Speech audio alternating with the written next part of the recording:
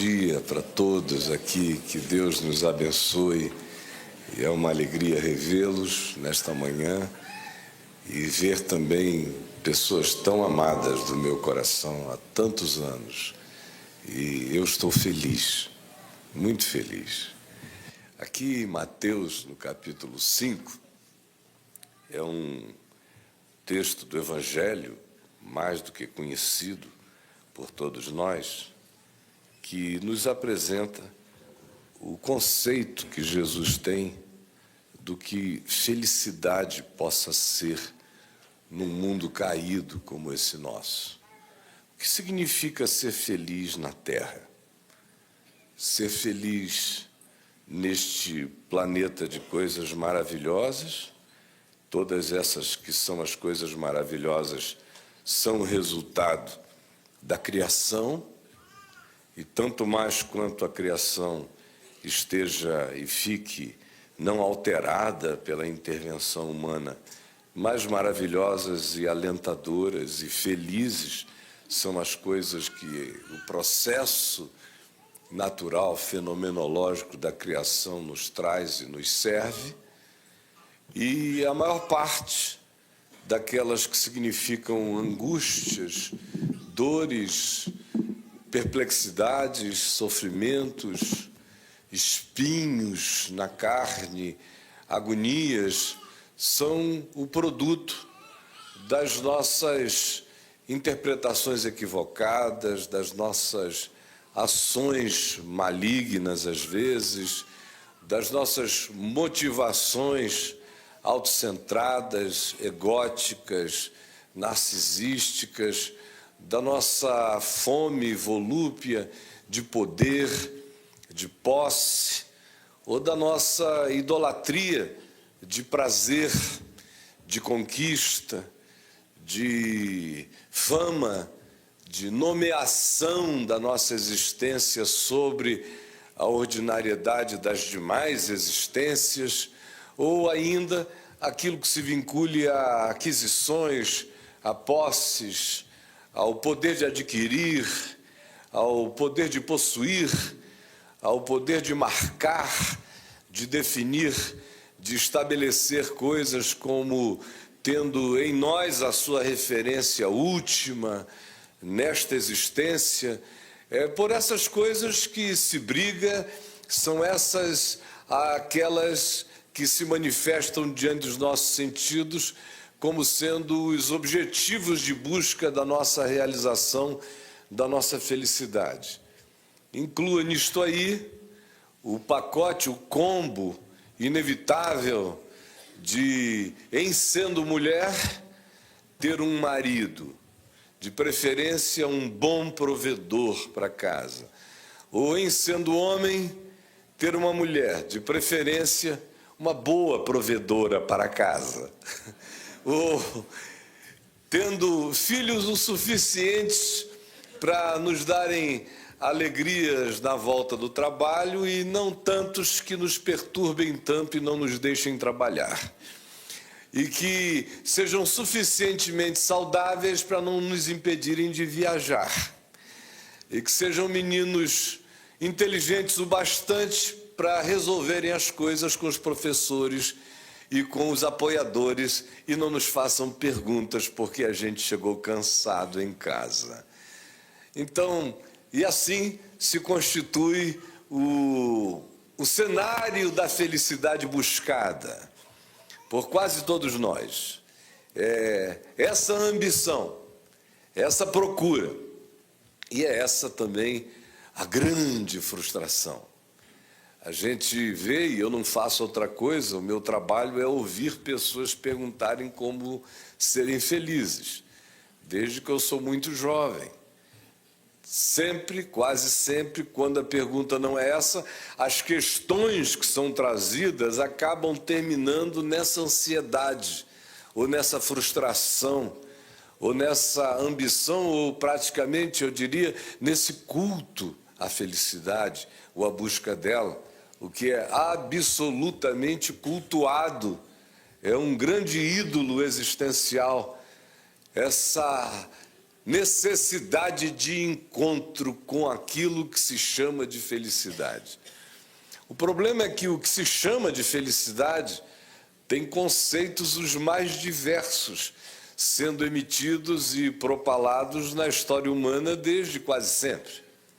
É claro que a nossa ideia de felicidade contemporânea é uma produção ocidental e, hoje em dia, já extremamente fundada nos conceitos da modernidade já passada e da pós-modernidade adentrada, onde nós estamos nesse limbo entre resíduos das ilusões passadas sobre felicidade no Ocidente e as novas buscas e perspectivas e alternativas de variedade existencial, o que caracterizaria a felicidade contemporânea. Mas o fato é que, se você vai para os conceitos mais antigos na história, por exemplo, para Zoroastro, aproximadamente 1.700 a 1.500 anos antes de Jesus, ou antes dele, se você chega a qualquer outro pensador do Oriente, o tema da felicidade está presente, de maneira muito mais módica, muito mais modesta, muito mais realista para a maioria deles, naquilo que diziam a respeito. Depois, com o passar do tempo, com a entrada da filosofia grega no processo, é que você começa a ver a felicidade ganhar os contornos cada vez mais hedônicos na maior parte dos veios filosóficos, com exceção de alguns poucos, como os estoicos, que trabalhavam com categorias de negação, pelo menos um veio do estoicismo, ou algumas outras filosofias de maior equilíbrio, como de natureza socrática ou platônica, que não davam essa ênfase desesperada no atolamento nos prazeres. Mas a maioria dos outros veios de percepção não conseguiam combinar felicidade sem que, no meio do processo, o sentimento de prazer, a subjetividade do arrebatamento prazeroso não se manifestasse no coração do ser humano, que então seria visitado por esse entusiasmo, por esse Deus do sentimento feliz no coração. No entanto, os gregos tiveram uma coisa boa a dizer que tinha a ver com o que permeava quase todas essas visões de significado e felicidade. É a palavra eudaimon, que significa bom espírito. Ou seja, quase todos os pensadores gregos diziam que felicidade era um objetivo impossível sem que o buscador não se munisse de um bom espírito, na busca do que estivesse pretendendo alcançar. Bom espírito, que é o que equivale ao que Jesus falou de bom ânimo. É um bom espírito, uma boa maneira de olhar, de ver. Só que ninguém, em lugar nenhum, chegou aonde Jesus chegou na perspectiva da afirmação do significado realista e esmagador, acachapante de felicidade. Se você vai para Siddhartha Gautama, para Buda, você tem que pensar em felicidade como alguma coisa que só lhe aconteceria mediante a negação de toda forma de emoção, de pessoalidade, de prazer e de desejo. Então, tudo que constitua esses elementos tem que ser anulado em nós para que, pela não busca, pela ausência do desejar, pela não manifestação de qualquer forma de conquista que possa ser uma remuneração externa ao ser, mas ao contrário, mergulhando num mundo cada vez mais de negações de desejos e de fuga e mesmo evasão do que significasse o apelo que nos conectasse a paixões do lado de fora da vida. Sem que tudo isso não fosse abnegado, deixado, abandonado, diluído, não haveria a menor chance da serenidade quieta surgir no coração do buscador. Jesus, no entanto, quando fala de felicidade, não propõe que se tire da vida o elemento da alegria, nem do riso, nem da gargalhada, nem do prazer, nem do beijo, nem da dança, nem do vinho, nem do encontro, nem das bodas, nem da celebração por uma conquista, por uma coisa que se alcançou, principalmente dentro do coração, mas também fora, na contingência concreta da existência de todos nós. Quando você compara o que Jesus disse com praticamente todas as outras noções de felicidade, você vê que o que diferencia, sobretudo, o que Jesus falou das demais outras manifestações e conceitos a respeito, é que em Jesus a felicidade cabe na contingência de qualquer existência. Eu não tenho que subir um monte, eu não tenho que me tornar um monge, eu não tenho que me alienar do cotidiano, eu não tenho que assumir o celibato e nem tenho que me forçar a casar, eu não tenho que ter filhos e também não preciso não tê-los.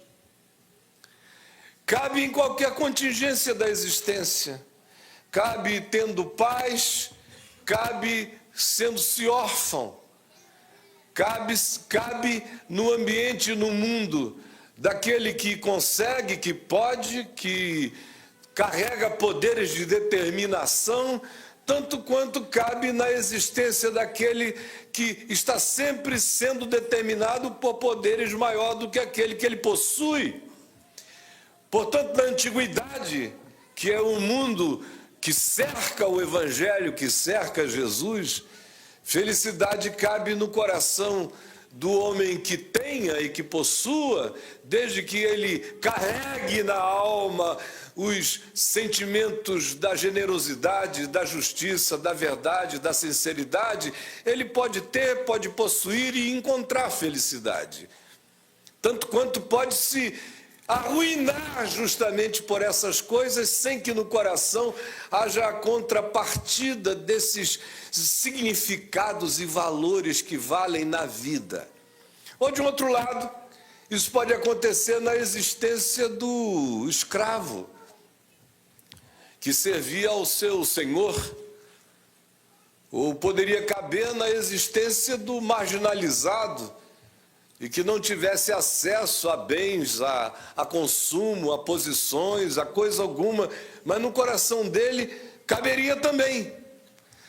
Só não caberia onde não houvesse esse bom espírito, esse bom ânimo, essa boa atitude, esse bom olhar. São os olhos, a lâmpada do corpo. Se os teus olhos forem bons, todo o teu ser será luminoso. Se os teus olhos, a tua interpretação, o teu espírito, os códigos de compreensão em ti forem maus, então que infelicidade imensa e aturdidora será a tua. Quando a gente lê o texto que eu disse aqui de Mateus, no capítulo 5, o que se vê é isto. A palavra que Jesus usa para designar felicidade, a palavra que ele usa é aramaica, mas a que foi traduzida aqui para o Novo Testamento é uma palavra grega, makarios, que anda na mesma linha de eudaimon, de bom espírito, só que aqui tem uma especificidade maior, é espiritualmente feliz. Já designa esse bom espírito, que se torna um espírito feliz. Ou seja, Jesus diz que a felicidade cabe em qualquer contingência e conjuntura da existência, porque antes de tudo ela procede de uma atitude espiritual, de um olhar espiritual, de uma autocompreensão espiritual. Por isso, para ele, o feliz é o Macários, é um ente espiritualmente iluminado. É uma pessoa que tomou decisões e dispõe-se a viver essas decisões, não importando a variação das circunstâncias e das conjunturas. Por isso é que ele diz que feliz é aquele que aprende sempre. Isso é felicidade. É não se sentir acabado, graças a Deus, não é, Marrom? Que diz que o Senhor começou a boa obra, mas está indo ainda, não é? Tem muita coisa para fazer. Feliz sejas tu. Seria trágico se você dissesse que aquele que começou a boa obra já completou na tua vida, né? Aí era sinal de que você estava morto e liquidado, literalmente marrom e ferrado. Seria uma tragédia. Mas é continuar aberto, ser feliz, é continuar aprendendo, humilde de espírito, esse indivíduo que tem humus no espírito. É daí que vem a palavra humildade, decorre de humus, de umidade, desse lugar acolhedor no chão da mente, no chão da alma, para receber as sementes de vida que continuam sendo semeadas. Esse indivíduo também tem esse humor do acolhimento. Todas essas palavras estão encadeadas e Jesus usa esse significado quando diz: feliz é esse que tem humus na mente, humus da alma, umidade na alma, humildade, ou seja, aberto para acolher o que é bom. Quem carrega esse espírito, não importa o quanto tenha ou o que tenha deixado de ter, as importâncias que a ele atribuam, ou nem tanto, se ele é objeto de aplausos ou é objeto de censuras, se o coração todavia está alinhado nesse desejo sereno de continuar aprendendo e dando razão à verdade que aprende, esse indivíduo inevitavelmente é o feliz do ponto de vista de Jesus. Bem-aventurados ou felizes, ele diz que são os que choram.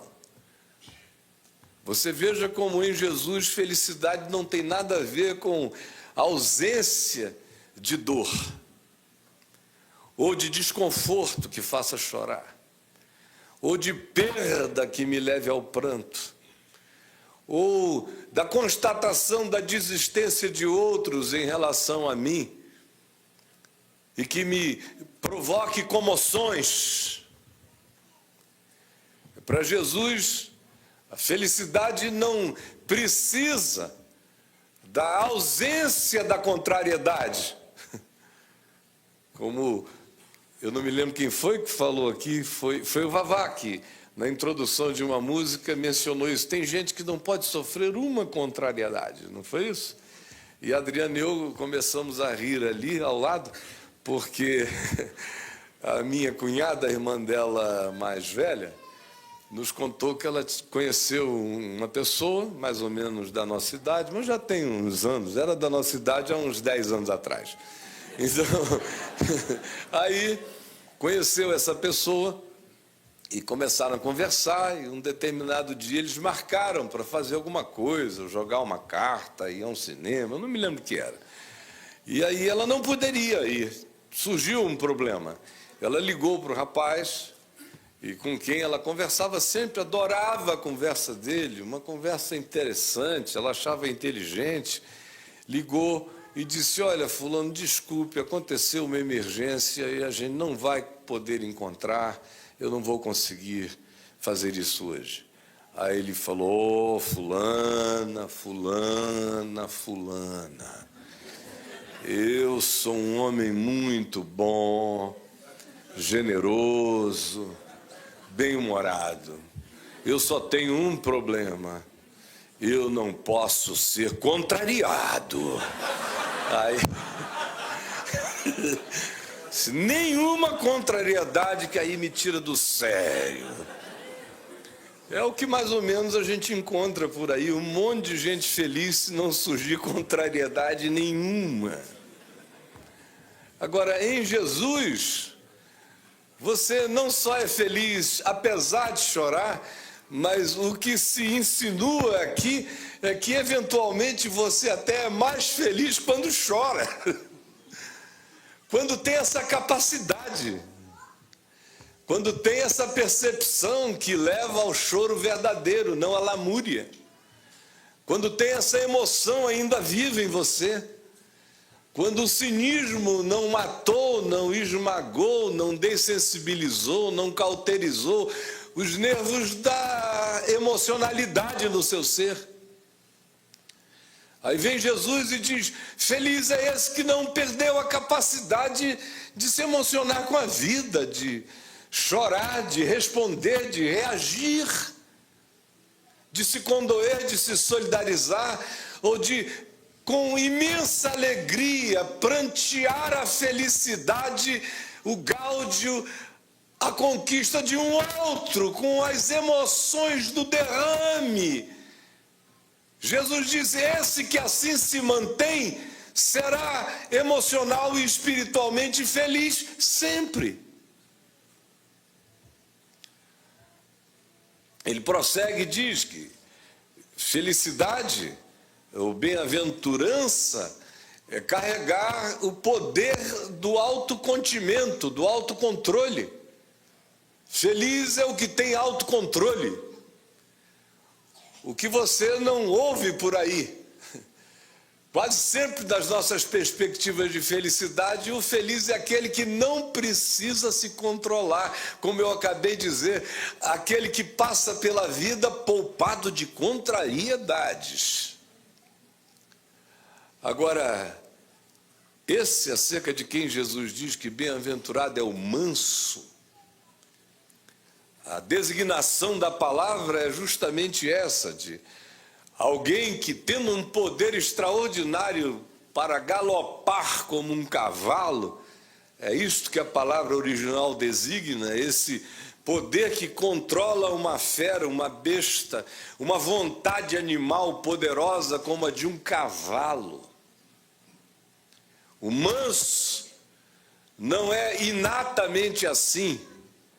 O manso não é manso porque seja fraco, covarde, medroso, apavorado, tímido, retraído, encolhido. Não. Esse que carrega o traço dessa felicidade tem o poder do galope, mas decidiu andar. Tem o poder da patada, mas decidiu impor as mãos. Tem o poder de devastar, mas decidiu construir. Tem o poder da desconstrução, mas decidiu erguer. Tem o poder da profunda ofensa, mas decidiu edificar. Tem o poder de todos os aguerrimentos, mas decidiu que, no que depender dele, ele terá paz com todos os homens. Jesus diz: esse, com essa mente, com esta atitude, esse é o feliz. Carregar essa confiança forte, que se mantém sob o poder desse controle, é o que produz a mansidão valente, corajosa, destemida e ao mesmo tempo que não se entrega ao capricho, ao sequestro da provocação de ninguém em nenhuma instância. Imagine só a quantidade de dificuldades, de problemas, de angústias, das quais a gente se poupa quando exerce mansidão, exerce esse autocontrole. Porque você é feliz não apenas pelas coisas que você conquista, mas também pelas coisas que você evita. E há um tempo na vida em que você é muito mais feliz pelo que consegue evitar do que pelo que consegue fazer. E Jesus disse: esse é o feliz. Ele vai um pouco mais adiante e diz que felizes são os que têm fome e sede de justiça para os outros, os que se importam com o que está acontecendo com o próximo. Não é fome de justiça para si, senão você vive um cidadão brasileiro insaciável, só isso. Meus direitos, meus direitos, meus direitos. Sua alma fica sindicalizada no egoísmo demandador. Mas para Jesus, ter fome e sede de justiça tem a ver com o destino do outro, com o que possa ser facilitação para a existência de muitos, da maioria. E se a soma da maioria é um interesse maior do que o meu interesse particular, eu privilegio a justiça que se espraie, porque eu tenho uma fome, um incômodo em mim em relação ao que possa acontecer de melhor com os outros. Jesus disse: ter essa atitude na vida garante a você, inevitavelmente, o caminho do Macarius, do espiritualmente feliz na existência. Aí ele vai adiante e diz que bem-aventurado, feliz, é o misericordioso, é o que tem um coração capaz de se condoer da miséria alheia, que se solidariza, que se faz um com a miséria do próximo, com o destino dele. E aí, olhem, como todos esses elementos não vêm de modo algum traçando, delimitando, criando nenhum tipo de proteção para a vida no que diz respeito a nos isentar da lágrima, do autocontrole, da provocação, do choro, da mansidão que se manifesta justamente como tal, como essa capacidade de exercer alguma forma de maestria sobre meu próprio espírito, a fome e sede de justiça que me faz me importar com o outro, a misericórdia pela dor do outro. Todas essas coisas não têm necessariamente a ver com o que eu faço por mim, no sentido de que felicidade é algo que eu realizo em meu próprio favor. Ao contrário, você vê que o fluxo de todas as coisas aqui apontam na direção de quem eu sou no meu vínculo e no meu olhar para com a vida e para com o próximo. Ele vai adiante e diz que bem-aventurado é quem tem um coração limpo. Limpo. Como diz Paulo, no que pensar, em tudo que é bom, em tudo que é puro, em tudo que é louvável, em tudo que edifica, em tudo que é de boa fama, em tudo que fortalece, exalta o outro no meu olhar, na minha percepção dele. Isso caracteriza a minha pureza de coração, o fato de que eu não sou uma construção humana carregada de malícia, de dolo, de maldade, de sensualização, com um desejo de sedução constante de quem quer que de mim se aproxime. Ao contrário, eu tento ver o melhor, buscar o melhor, esperar o melhor. Não sou um ingênuo acerca de nada, mas sou alguém que carrega esse bom espírito. Por isso meu coração é limpo, por isso eu vejo a Deus, porque na minha mente eu não coloco as viseiras da maldade na interpretação da vida, e quanto menos eu tenha tais coisas na minha mente, mais claro fica o caminho do amor de Deus na minha vida e em relação a mim, na direção do outro, do meu semelhante. E aí Jesus vai mais adiante e diz que feliz é o pacificador. É aquele que entra no meio das zonas de guerra e acalma, e facilita, constrói pontes. Ou ele diz ainda que o bem-aventurado é o perseguido por uma boa causa. É o cara que, por causa da justiça, por causa do evangelho, por causa do amor, por causa da verdade, por causa da paz, é perseguido por uma geração, pela família, por pessoas que não compreendem, em qualquer circunstância. Agora vejam, isso que eu disse até agora nos faz entender com simplicidade que, do ponto de vista de Jesus, isso que a gente vive como tirania da felicidade não existe no Evangelho. O que eu assisto todo dia, a vida inteira, são pessoas escravizadas pela tirania da felicidade, que é uma obrigação miserável e que vem caracterizada do irreal, pelo irreal. O que se diz todo dia é que você experimenta a felicidade como estados de suspensão da realidade.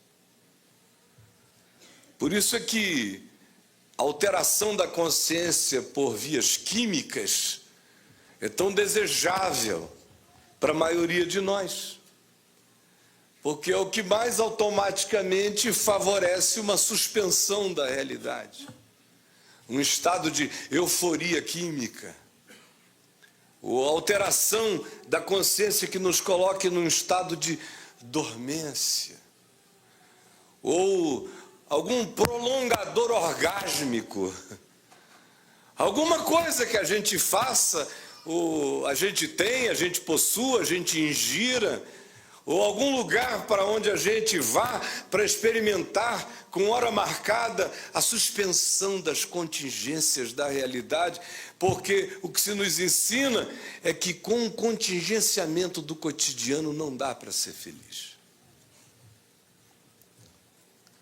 Aí você compara com o que Jesus diz e tem que admitir que está sendo enganado. Porque quantos de vocês aqui, honestamente, olhem para mim, quantos de vocês vão para casa sozinhos, fecham a porta do quarto, veem a cama vazia e dizem: eu só serei feliz no dia que essa cama estiver ocupada?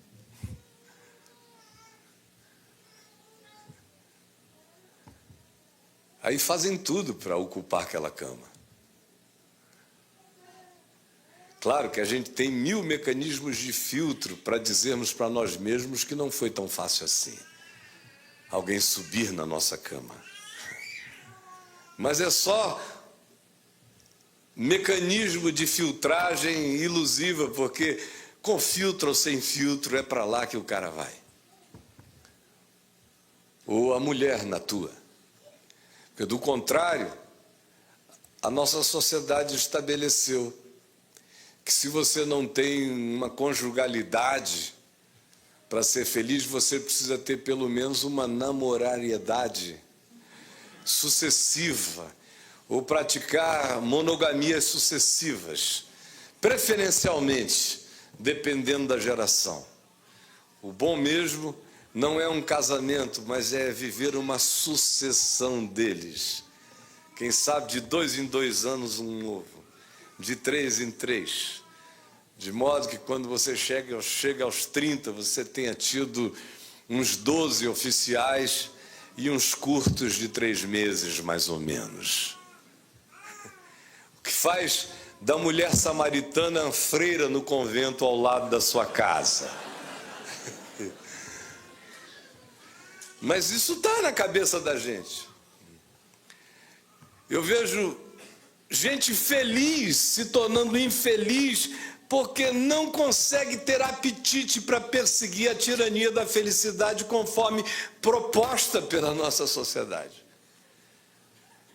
Aí o cara chega angustiado e você diz: mas por que você está tão infeliz assim? É porque eu não sinto vontade de correr atrás de tudo isso.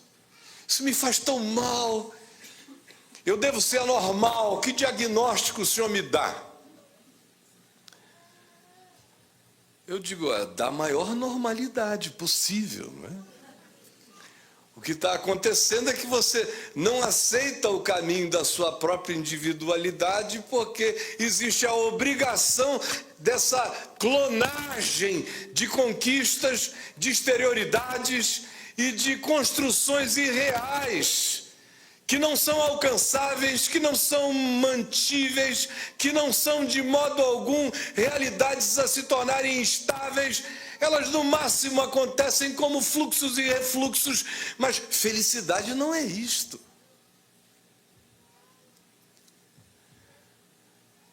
Quando você vê o que Jesus diz aqui, felicidade, na realidade, é manter o espírito aberto para crescer em toda a verdade e para colhê-la sem conflito, sem raiva da verdade no coração. É ter a emoção viva para amar, para se solidarizar, para acolher. É ter essa vontade ativa de ver o bem possível acontecendo no outro e oferecendo-nos nós também como pontes e mediadores dessas possibilidades. Enquanto nós mesmos mantemos o autocontrole e não nos entregamos a nenhuma loucura extravagante na vida. E ao mesmo tempo, não temos medo da dor, da misericórdia, do envolvimento com o sofrimento do outro, porque tal coisa não me acachapa de dor, ao contrário, renova em mim o significado da vida. Enquanto eu também não temo levantar a cabeça e defender causa nenhuma do que seja essencial na existência. Se a minha vida é assim, ela é feliz. E aqui não, em momento algum se diz que para isso eu preciso estar acompanhado, que para isso eu preciso estar casado, que para isso eu tenho que ter filhos, ou que para isso eu tenho que ter pelo menos um divórcio no currículo. Nada disso é absolutamente demandado, tem a ver com a minha mente, tem a ver com o meu ethos, tem a ver com o que seja o telhado da minha construção pessoal e do lugar na vida onde, tendo ou não tendo, eu acho o conforto de ser. Por isso, bem-aventurado é ser. Não tem absolutamente nada a ver com o que eu possa amealhar de fora. As coisas que vêm de fora são coadjuvantes, facilitadores em alguns momentos, mas a presença delas, sem essas essências anteriores, faz com que elas mesmas frequentemente sejam apenas o objeto da nossa angústia maior. É por isso que você vê, por exemplo, Paulo, falando aqui em 2 Coríntios, de um tesouro imenso de dentro, mas coberto e que habita um vaso de barro. É uma alusão à fragilidade da nossa existência física, mental, corpórea. No entanto, ele diz também, ainda que o nosso homem exterior se corrompa, o nosso homem interior se renova de dia em dia e faz descrições de uma natureza antitética extraordinária, como aqui, por exemplo, em 2 Coríntios, no capítulo 3, quando ele diz da seguinte maneira: tendo, pois, tal esperança, servimos-nos de muita ousadia no falar. E aí ele vai adiante e introduz o fato de que nesse vaso de barro, onde tem essa excelência de graça divina, na experiência da contingência da vida, em tudo somos atribulados, porém não angustiados. Eu posso ser feliz na tribulação. Isso é que o fluxo filosófico contemporâneo não pode de modo algum aceitar. Se você está atribulado, especialmente no ambiente religioso, é porque o diabo está na sua vida. Ser atribulado e não ser angustiado, num mundo caído, relativo, de cardos e abrolhos como o nosso, isso é o poder da felicidade. Perplexos. Perplexidade, pelo menos, é uma coisa que me visita com uma regularidade enorme. Não há experiência suficiente para poupar você da perplexidade no encontro humano. Você leva choques e sustos toda hora. Mas você pode ser feliz apesar da perplexidade e viver sem desânimo. Porque a perplexidade desanima o coração. São sustos que desmobilizam o espírito para a vida. Perseguidos. Bem-aventurados os perseguidos. Porém não desamparados. O que garante a minha felicidade é a impossibilidade de eu ser desamparado. Eu sou um homem do amparo de Deus. Abatidos, frequentemente, porém jamais destruídos. Levando sempre no corpo o morrer de Cristo, as limitações, as escolhas que me colocam numa via frequentemente não compreensível, mas enquanto isto, quando a escolha é uma decisão baseada nesses valores do Espírito de Deus em mim, mais cresce e mais se manifesta em mim a vida de Cristo. Paulo vai adiante e não cessa quando ele, por exemplo, chama de ministério, de projeto de vida em Deus, na existência, a seguinte descrição de possibilidade de viver. Ele diz: em tudo recomendamo-nos a nós mesmos como ministros de Deus, como diáconos da vida em Deus, na muita paciência. A maioria das pessoas aqui acham que ser feliz é não ter que exercer paciência. Quando o cara tem que exercer paciência é porque a vida não está boa para ele. Paulo vem e diz: nós nos recomendamos à vida. É o contrário. Na muita paciência, nas aflições, nas privações. Quando o gafanhoto devorador está em volta da sua casa, nas privações, irmãos, Paulo diz: você pode ser feliz. Nas angústias. Quanta angústia. Aqui tem muita gente com angústias. Não é aquela angústia existencial, essencial. Aqui ele está falando daquelas angústias da solidariedade, das dores por pessoas com as quais nos importamos, com situações que não mudam e que continuam à nossa volta e que são angústias para nós. Mas apesar delas, ele diz: nós nos recomendamos como diáconos da vida em Deus. Nos açoites, nas prisões, nem tanto, né? Nos tumultos, infelizmente toda hora. Nos trabalhos, com o que segue no interregno, que é esse trânsito miserável que deixa você 6 horas para ir e para voltar.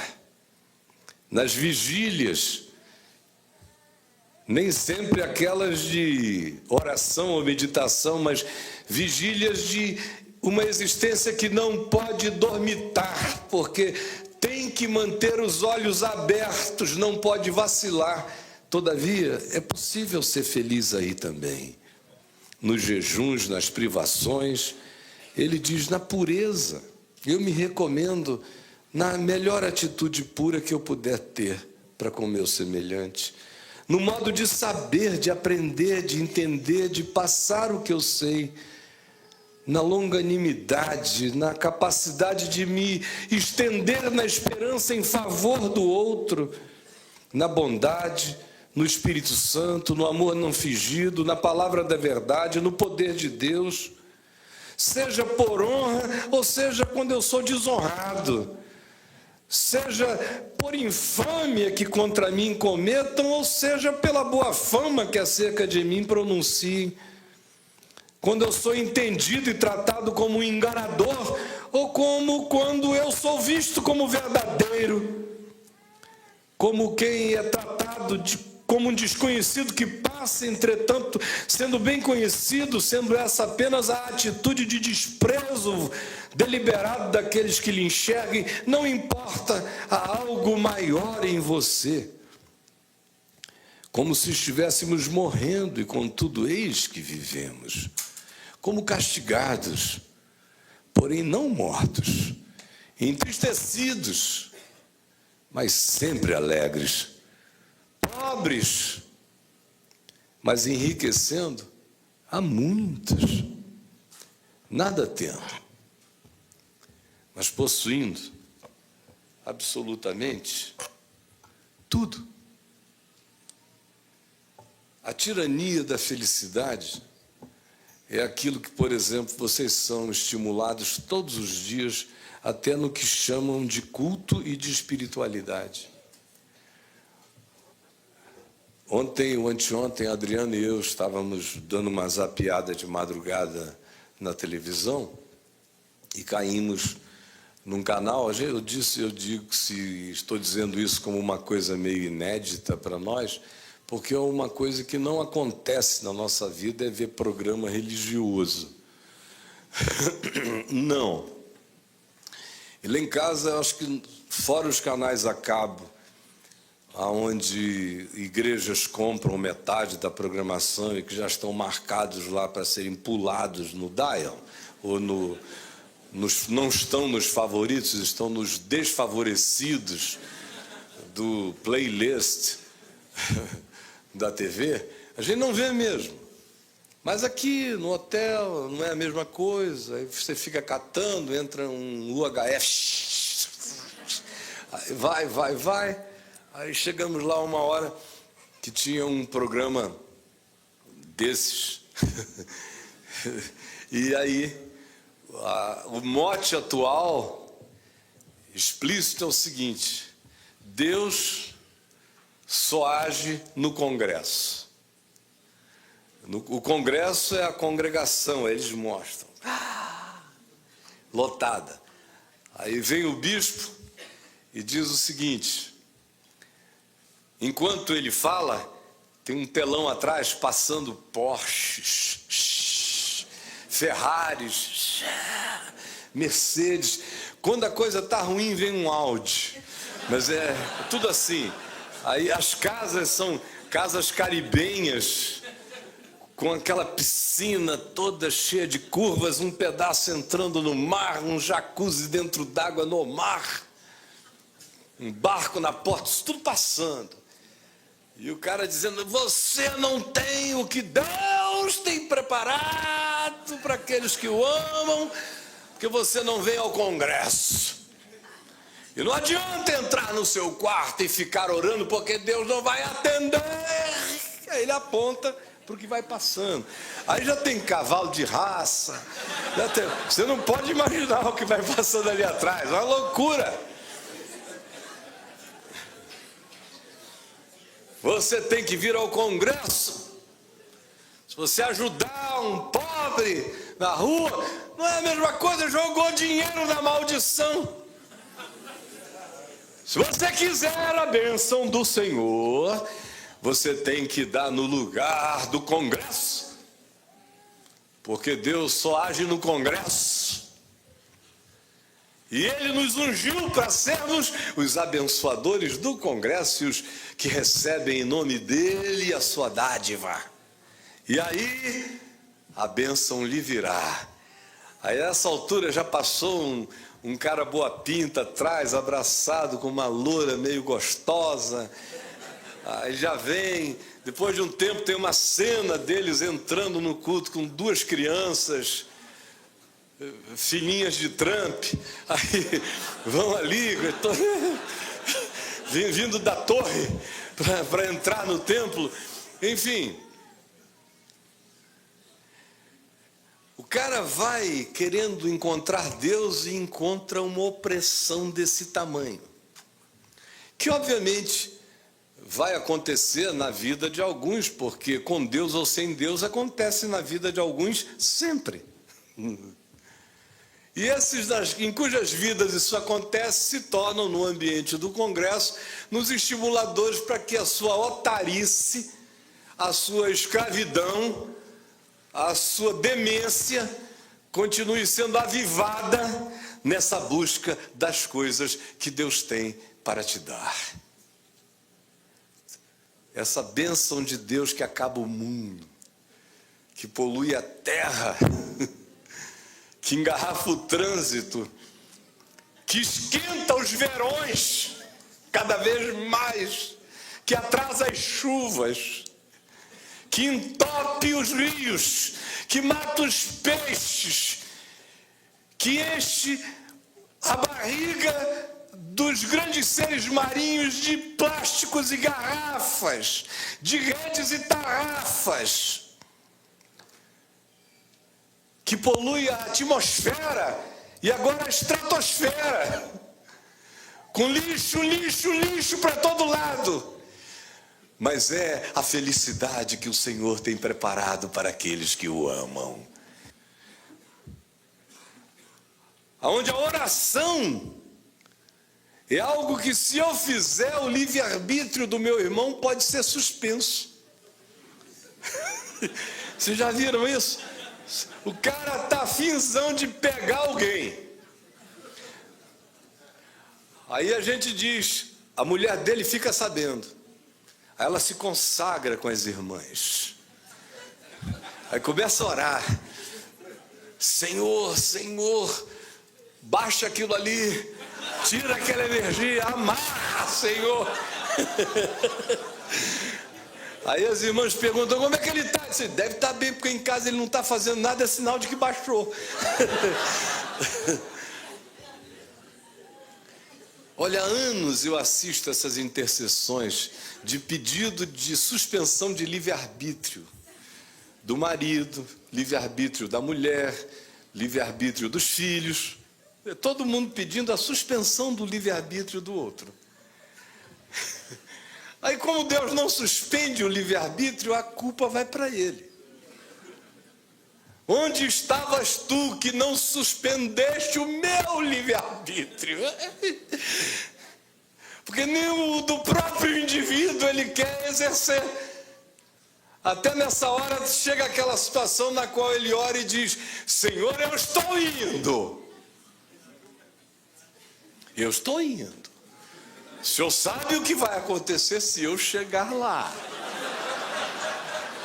Por isso eu estou te dando a chance. Fecha todos os sinais. Fura o pneu do meu carro. Meu radiador está perfeito, mas eu te imploro que ele ferva.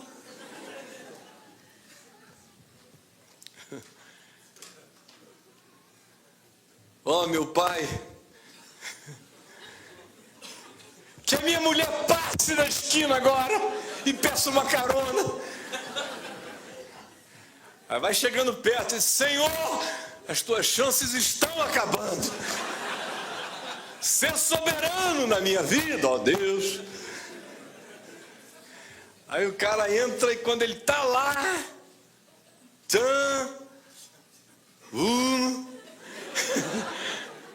ele ainda faz uma última oração. Que a camisinha rasgue.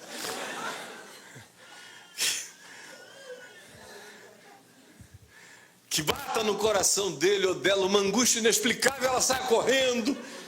Porque se agora não acontecer isso, desculpa, Senhor, mas já era. Aí quando o cara levanta dali arrependido, já culpado, ele diz: Senhor, por que permitiste que eu fizesse isso? Gente, eu não conheço o povo mais doido na face da terra. Não tem. Em lugar nenhum. Para melhorar essa coisa, Senhor, eu sei que tentaste, mas o diabo foi mais forte. Tem uns mais piedosos que dizem: eu não posso nem culpar a Deus, que houve uma hora em que bateu algo em mim, que eu quase desisti, mas então o diabo entrou, subiu tudo de novo. Ele mesmo não existe. Ele não existe. Quem pode manter equilíbrio mental, emocional, espiritual existindo assim? Ou quando a esperança, a expectativa é: Senhor, eu estou todo ofertado a Ti. O cara não quer ser humilde de espírito, ele quer ser teleguiado. Porque o humilde tem que se manter aprendendo, acolhendo, discernindo. Não, Senhor, eu quero um passo a mais. Guia-me.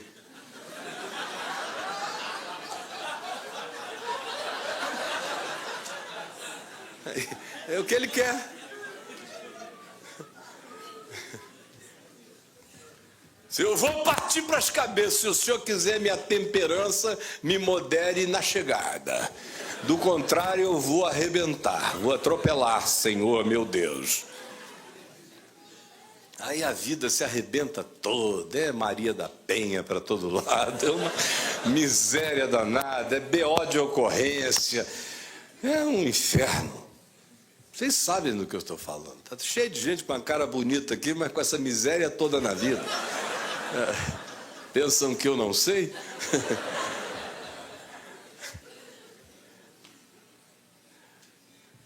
E quando vem uma doença?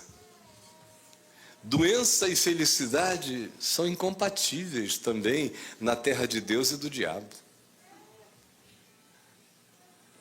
Ou seja, no mundo que você habita.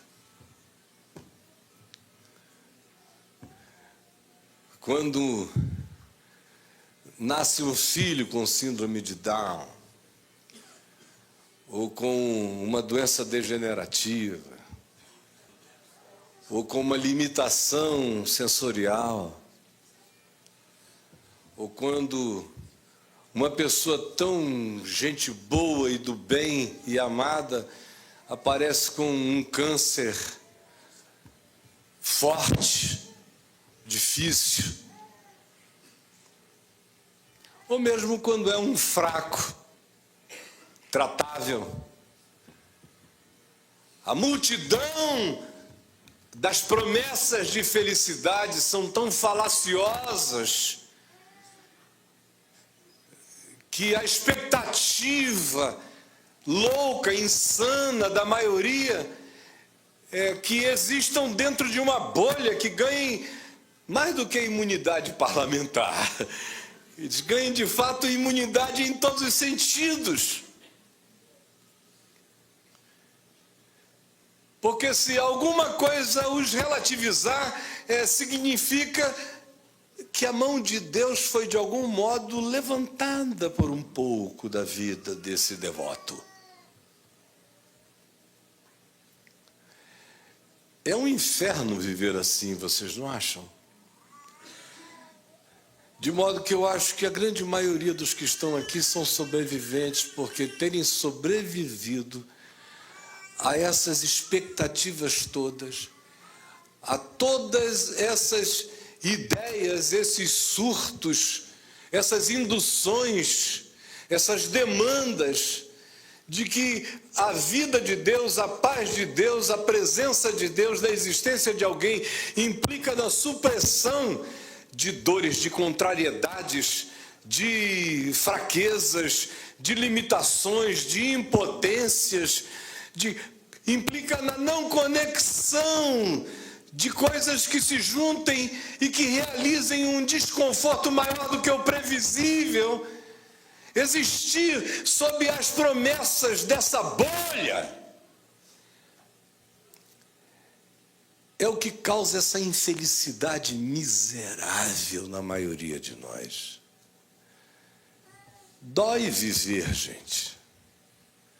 No mundo tereis aflições, mas tende eudaimon, tende bom ânimo. Eu venci o mundo.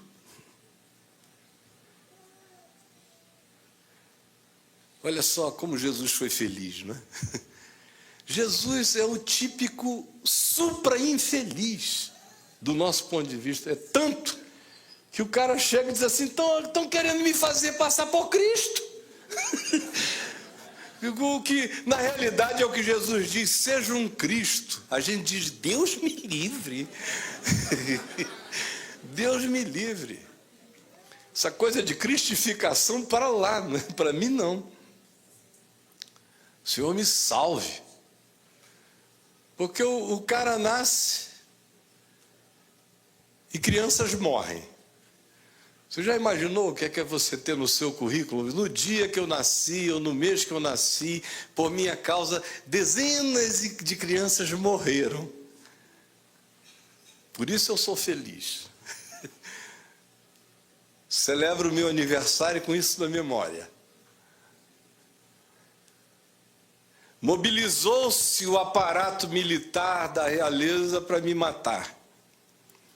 Tive que sair escapado para uma terra distante, um autoexílio, uma busca de fato de um asilo temporário de sobrevivência. Volta-se, tem-se que ir para um lugar simples, para viver a vida mais simples, salvo das contingências e perseguições eventuais. E depois, o resto da vida publicamente verificável que ele tem é vivida nesse cansaço de se dar, de ser buscado, de não se negar, de não feriar para sempre, de carregar uma eterna disponibilidade, de chorar com os que choram, de alegrar-se com os que se alegram. E no caso dele, coitado, ficou privado de dar umas boas namoradas. Se o filho do homem, o homem dos homens para a terra, passa pela terra e não sabe o que é aquilo.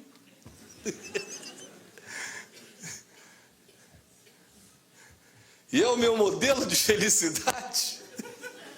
Deus me livre.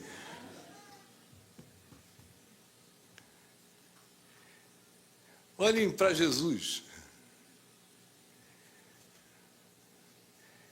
Eu quero a felicidade de Jesus em mim. Essa felicidade faz ressuscitar dos mortos. Faz sentir dor na hora da dor sem medo do grito. Mas mantém a decisão e o poder da escolha, mesmo pregado, com a capacidade de dizer não quero. Faz você ter sede sem reclamar. Não poupa você de nenhuma das extravagâncias dos outros, mas mantém você no caminho da lucidez, mesmo no meio da maior loucura. Eu quero a felicidade de Jesus. É que é possível quando você anda com pessoas, e é possível quando as pessoas todas deixam você, e é mais possível ainda porque você não carrega essas dependências aflitivas. Ao contrário, você tem o poder de dizer: quereis vós também deixar-me?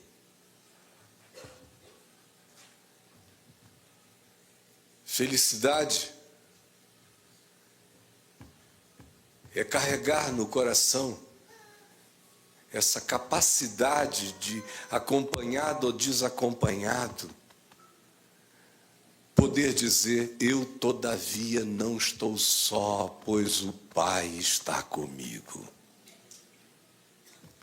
Se você não aprender isso com o Evangelho, o que vai desconstruir uma multidão de mitos na sua mente, você jamais experimentará a possibilidade dessa felicidade que não é uma emoção, não é um entusiasmo, não é uma suspensão da realidade, não é a entrada num portal de um mundo paralelo onde você faz rápidas visitas e volta. Ao contrário, você vai entender, quando viver a partir do Evangelho e interpretar a vida na perspectiva de Jesus, que felicidade é ser.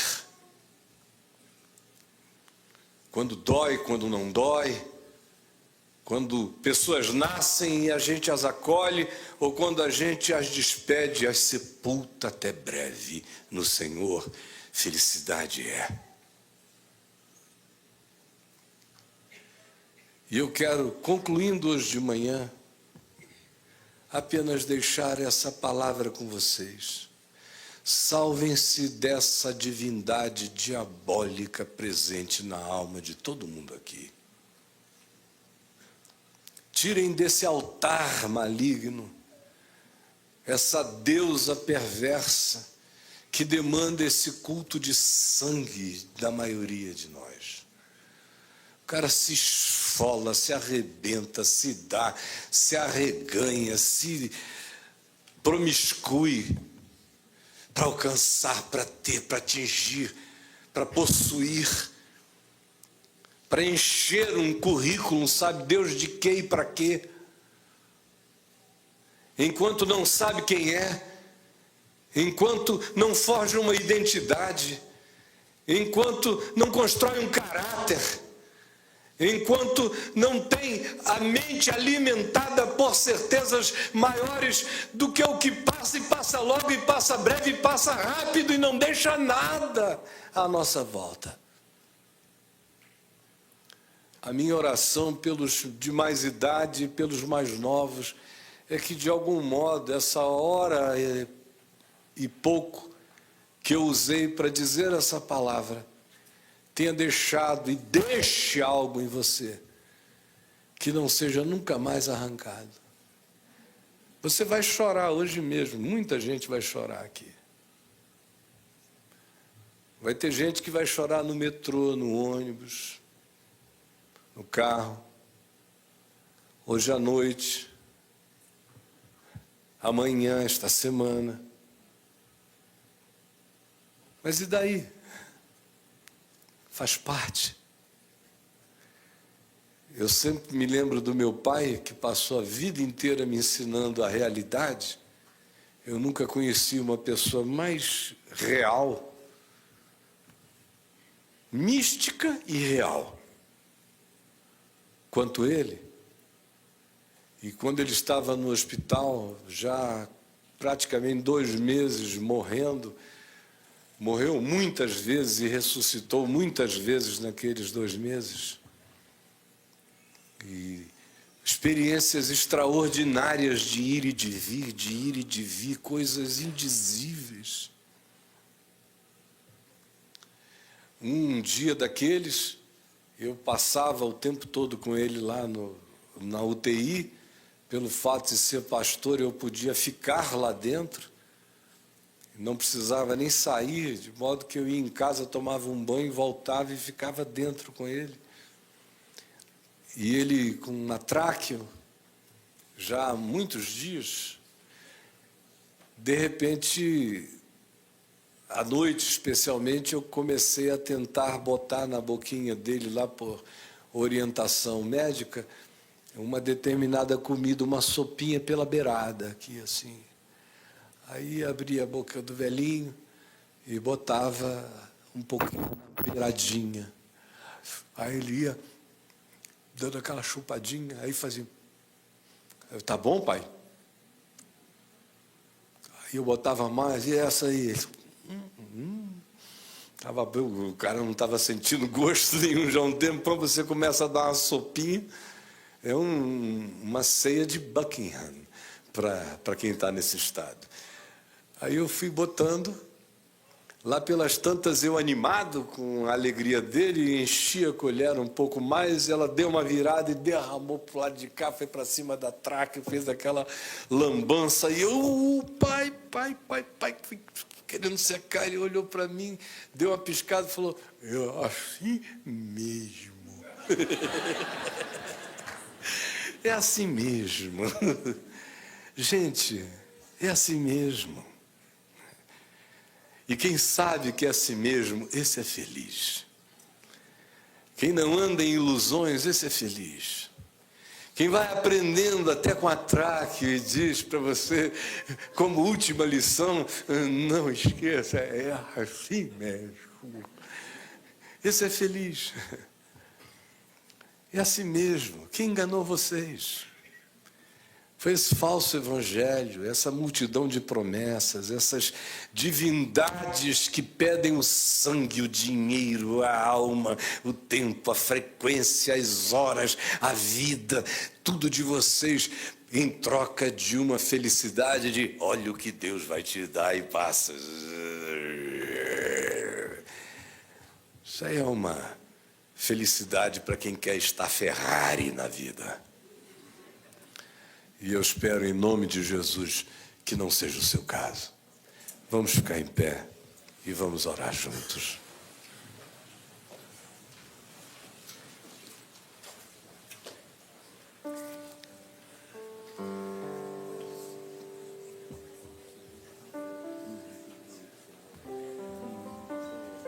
Posso fazer? Cadê a caixinha? Tá bom. Depois eu falo com vocês sobre essa sacola aqui. Ai, pegue na mão gostosamente de quem está aí ao seu lado. Mesmo que você tenha uma mão gelada, pegue na dele.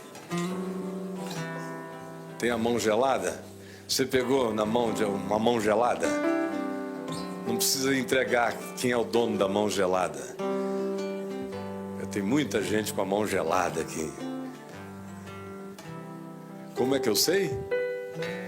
Já 43 anos pegando em mãos aos milhões, eu sei que para cada 3 chega uma gelada. Mais ou menos a estatística é essa. Pegue geladinho, esquente a mão dele. Dela. Jesus, como nós temos sido enganados em teu nome. Como nos colocamos em perseguições mentirosas, em buscas falaciosas, em ambições não alcançáveis, e quando se alcançam as coisas que se almejam, elas não vêm carregadas das alegrias que a gente desejava. Por favor, tira esse véu de engano. Ajuda-nos a entender o que é ser feliz em Ti. Dá-nos, concede-nos esse bom espírito, esse entusiasmo, essa alegria de Deus em nós. Dá-nos esse coração com humus, com umidade, com humildade, que acolhe as sementes da verdade, da sabedoria,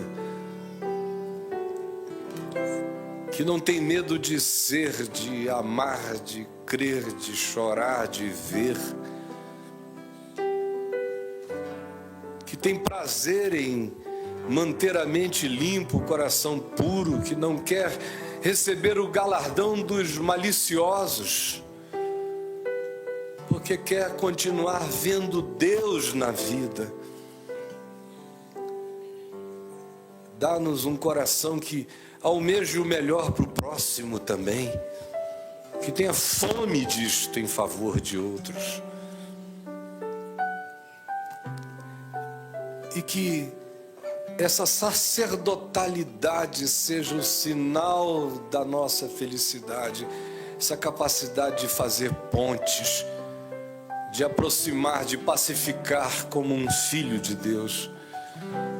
E por favor, permite que o nosso coração não tenha e não se acovarde diante de nenhuma boa causa da vida, de nenhum bom combate, porque isto é felicidade. E agora enche-nos de luz, de entendimento, de paz, de serenidade e de esperança. É o que eu te imploro,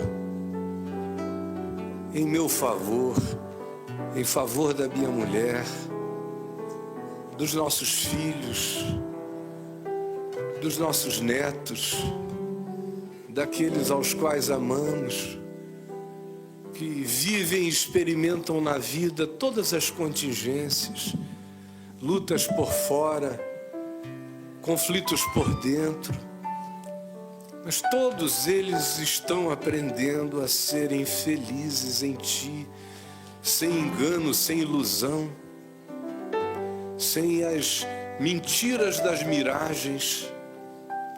E nós também em relação a eles. Obrigado pela imperfeição da minha família, pela da minha mulher. Obrigado pela imperfeição das nossas vidas, pelas coisas que não combinam, pelas coisas que não casam, pelas coisas que, vez por outra, voltam e incomodam, e perturbam, ou atribulam. Obrigado, porque é só por causa dessas coisas que a realidade se mantém viva em mim. E eu aprendo que eu posso tudo naquele que me fortalece. Posso ser atribulado, posso ser afagado, posso ter abundância, posso viver na escassez, posso estar dando saúde, posso estar fragilizado, posso ser glorificado pelos homens ou posso ser infamado por todos. Tanto faz parte. Mas o que faz mais parte do que tudo é a minha parte em Ti, que não me será roubada, e és Tu em mim, que ninguém de Ti me afastará. Essa é a felicidade, essa coragem de viver, de ser, de encarar, de não desistir, de crer na vitória do Evangelho, de não precisar adaptá-lo a nada, de vivê-lo de novo e para sempre. E de envelhecer rejuvenescido nele, e de melhorar na sabedoria à medida em que o corpo se enfraquece, mas a mente cresce, enquanto o corpo mortal se desfigura e o homem interior todavia se renova de dia em dia, porque é assim que é, e faz parte. Obrigado pela felicidade de morrer, que nos catapulta para a vida que é, aonde não há mais lágrimas, nem mais dor, nem contradição. Obrigado por tudo que me ensina, seja o conselho que eu acolho, seja a dor que se torna sabedoria pelas limitações que me impõem. Obrigado por tudo que me melhora. Ser feliz é melhorar todo dia, é crescer, é se dilatar, é amar. Ensina-nos a palavra da vida. É o que eu te imploro, em nome de Jesus. Amém.